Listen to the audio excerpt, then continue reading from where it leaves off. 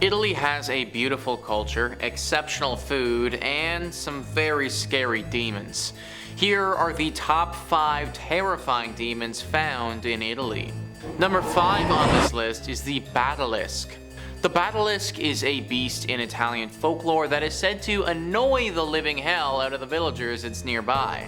Bestiarium says, in the Val Carmonica, a valley in the central Italian Alps region, there is a local celebration which is connected to a legend about a mythical monster.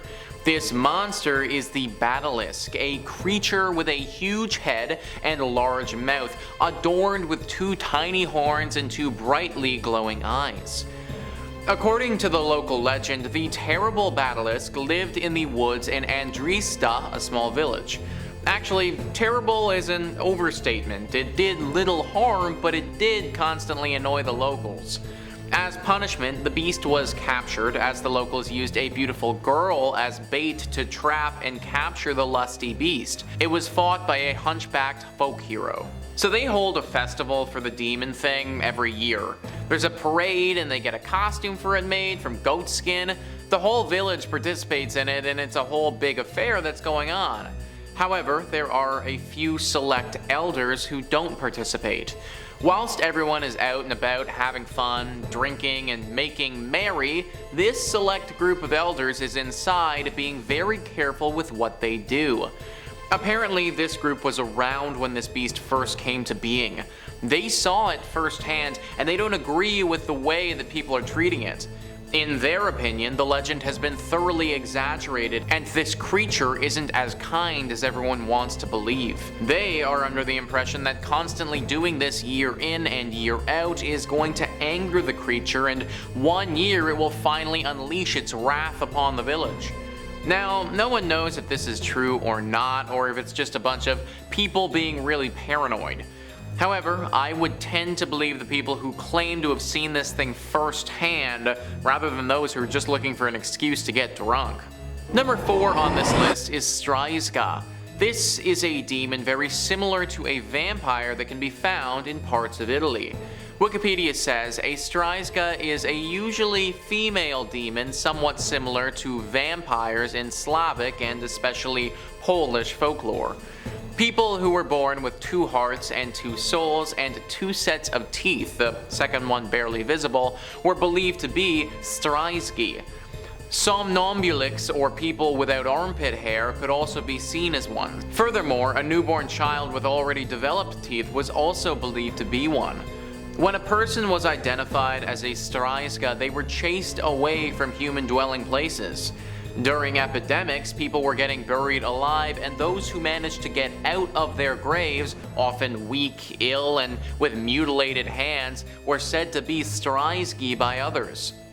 It is said that Stryzgi usually died at a young age, but according to belief, only one of their 2 souls would pass to the afterlife. The other soul was believed to cause the deceased Stryzga to come back to life and prey upon living beings. These undead creatures were believed to fly at night in a form of an owl and attack nighttime travelers and people who had wandered off into the woods at night, sucking out their blood and eating their insides. Stryzga were also believed to be satisfied with animal blood for a short period of time. Whatever version of the Stryzga is proven to be correct, it really isn't good either way. They're either personally coming to kill and suck your blood, or they're indicating that we're about to die. The way that you protect yourself is pretty similar to vampires. Burning the body of one of these creatures or putting a stake through it are proven methods of getting rid of them.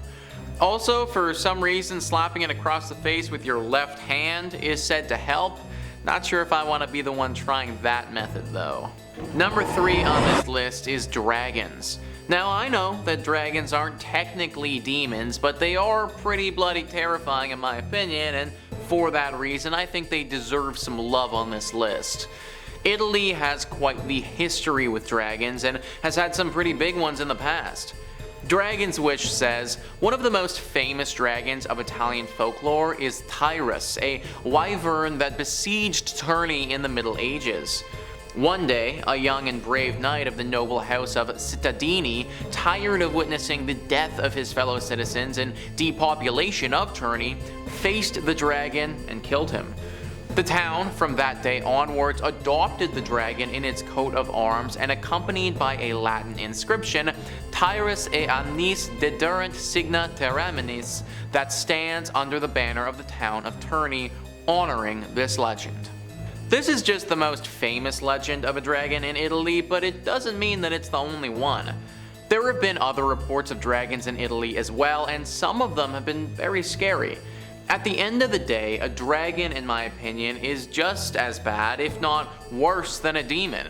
If I had to go one-on-one versus a dragon or a demon, I might try my luck with the demon, guys, because there's no way I'm going to be able to survive the dragon. Number 2 on this list is the Lariosauro. This creature is an evil serpent living in one of Italy's big bodies of water, and it's said to be a servant of the devil. Yoea writes, meet Lariosauro, Italy's own Loch Ness monster. According to Italian folklore, Lariosauro lives in Lake Como, which lies 30 miles to the north of Milan and is one of the deepest European lakes. In November 1946, 2 hunters claimed that they saw a huge animal resembling a reptile swimming in the lake.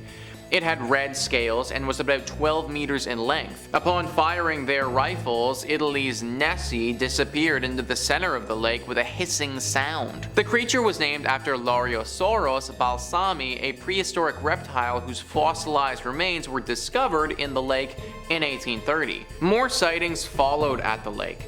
In 1954, a creature with a round muzzle and webbed paws was spotted by a father and his son. Then, in August 1957, another monster was allegedly seen by natives. A month later, in the same year, an animal was spotted in the lake, this time whose head resembled that of a crocodile. The last sighting was in 2003, and it looked more like a giant eel. It's got tons of different forms, and no one knows exactly what form it will show up as next. One thing is clear though, it's guarding whatever is at the bottom of this lake. Some people think that the devil has some type of gate there, or that he's working on creating a gate. Until the gate is fully functional and ready to bring creatures from hell to our world, the devil has employed the capabilities of this underwater beast to guard it. This is all just a theory, but no one knows for sure, so we should probably do some digging pretty soon, folks, and figure out what's going on underneath the water. And number 1 on this list is the Ferocious Beast. I wish I had a more descriptive name for you guys, but that is literally what it has been called. The Ferocious Beast. This is a demon creature that resembled a wolf and was around several hundred years ago. An enormous animal similar to a wolf, it ate pets and children and terrorized Milan during the 1790s, and the Milanese organized a hunt against it. After months, they killed the Ferocious Beast and displayed its body at the university at Pavia, but it's no longer there and has been missing for decades. Informal sources claim it was stolen, destroyed during World War II, or removed specifically by German actions during that war. So there are a lot of rumors that have circulated about what actually happened to this beast, but something that wasn't brought up there was that it still might be alive. Yes, it was killed back in the day, but now with this pelt mysteriously vanishing, people are thinking that this thing could have come back to life. Now this would have been with the help of the devil himself. The legend says that the devil realized how deadly this beast was to us humans. He saw some serious potential here and didn't want to let it go to waste. So he finally decided to come back and claim the pelt and then bring this thing back to life, but as a servant of the devil. Now its main goal is to serve as a demonic hellhound and claim as many bodies as it can before it's killed once again.